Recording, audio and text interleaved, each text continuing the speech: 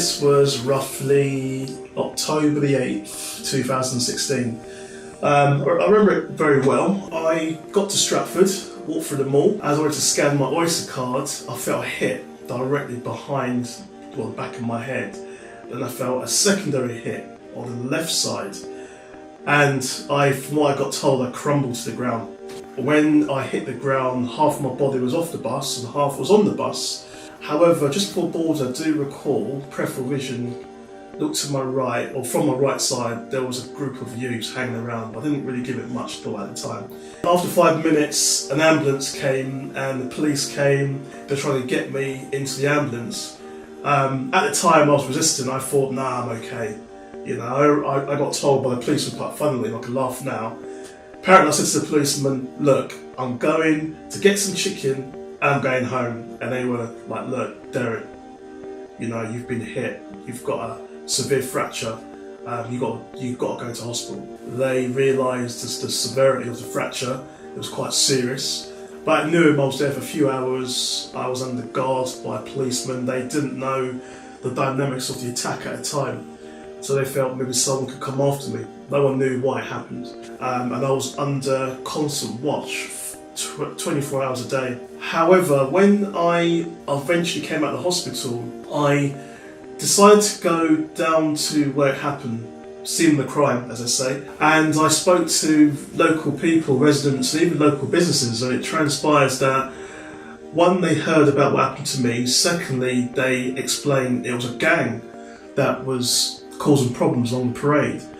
And the local gang itself was known to the police and to local businesses for about 3 years. This is along Stratford Parade. So I led a community group where I kind of felt to myself, this is ridiculous. The fact that the police have known about it and it's impacting local businesses and residents, something needs to be done. So I created a community group where we lobbied the council, we lobbied the police, the borough police, and then after about 6 months of meetings, etc., we were able to get the police to do something about it. And they raided the area, and some of the culprits or gang members were arrested, some were deported.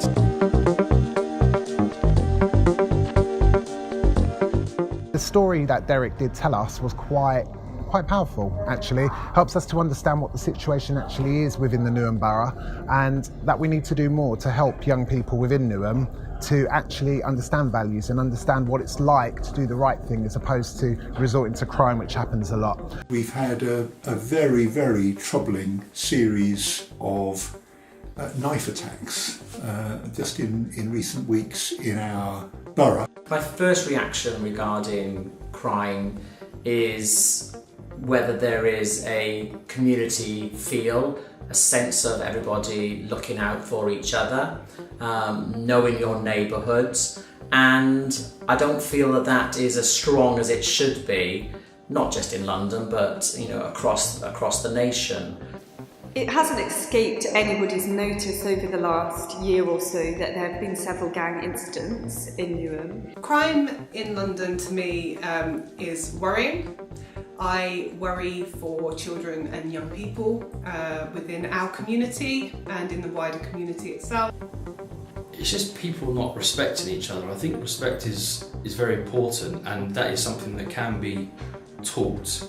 Just people understanding that others are not as well off as each other, and there's reasons that people do things, and it's not always the resolution to use a knife or to use a weapon to teach that person a lesson, so to speak. So schools turn out every year children equipped with the skills of math, sciences and languages, which makes them employable. And when they become employable, they facilitate trade and revenue, which supports the economy. And therefore the economy supports schools, it invests back into schools. And this is a beautiful cycle. However, in the past 30 or so years, educationists and sociologists have realized that there is a loophole in this cycle, which is, to a very large extent, and even financially speaking, the economy is not so concerned whether a child becomes a good doctor or a bad doctor. And that's where issues like antisocial behavior, crime, street crime, violent crime. This is where it all starts. It definitely has been a more significant push for a knowledge-based curriculum of late compared to perhaps values and qualities that we would have spent some more time within the curriculum. The school plays a really key part. I don't think it plays the only part.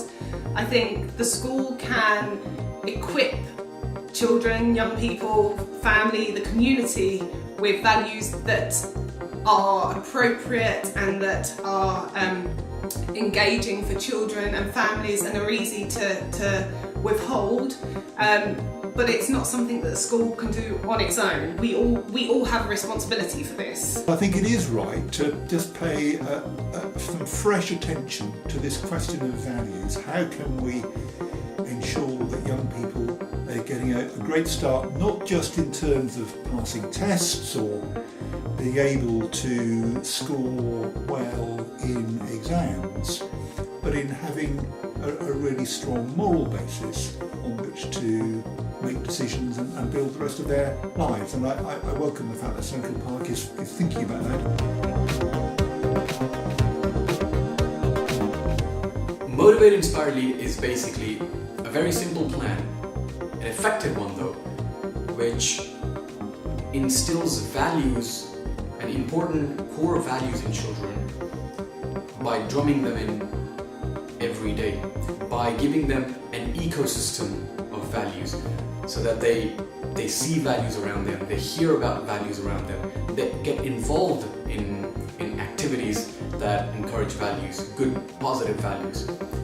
So it's a character development program which gives them an ecosystem of values. Number two, it creates a link between parents and the school and the wider community and brings all these together to effectively give them an environment which is conducive to good moral values.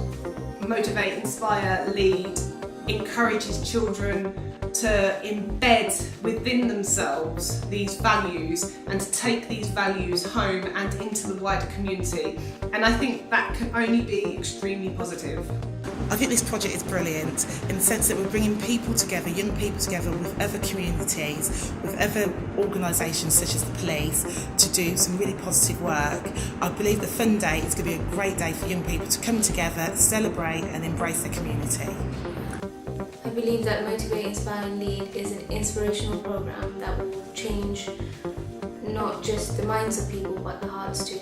What Tesco like about what Central Park is doing is not only for Central Park, it's for the whole borough of Newham, and for Tesco in Newham, that's what we're here for. So it doesn't matter if we have a Sainsbury or a Matalan or anything like any competitors out there.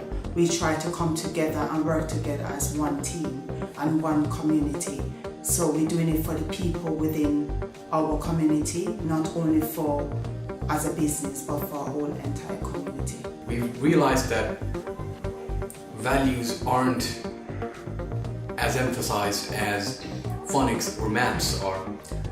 And what we're trying to do about this project is to give that emphasis to moral values so that children do grow up to be that good doctor or that good politician, so that we have good role models for the coming generations.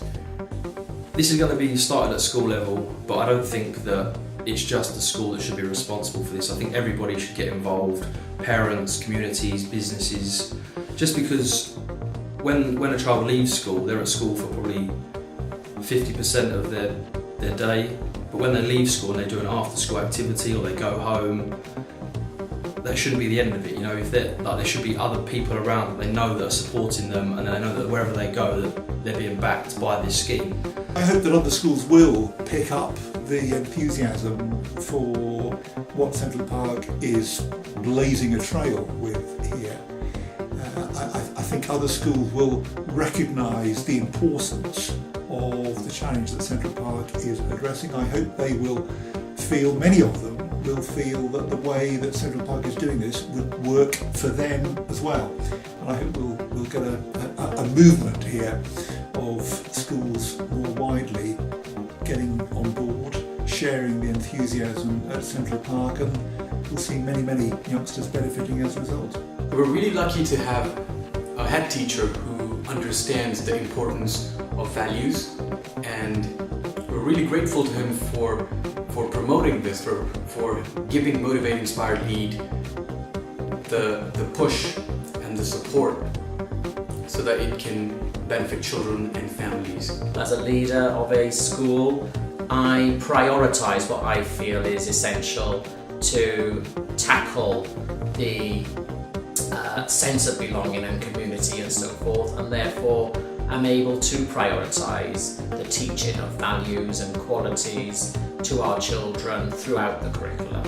What we're trying to say is it's nice to be important, but it's more important to be nice. I think it's about taking control of your destiny, taking control of your future. We've onboarded local businesses, global businesses, and everyone's got the same goal now. Everyone understands what we're trying to achieve. Everyone understands that, we have to try and involve change. This is about working with children at primary age for them to make sure they choose the right path and not the wrong path, and ensure that they do have core values that makes them better people when they get older. So I guess what you can say from this, from something really negative, from something else that was life-threatening, something positive will come from it. And I'm really happy that I'm on board with this project, supporting Vijay and supporting Central Park Primary School.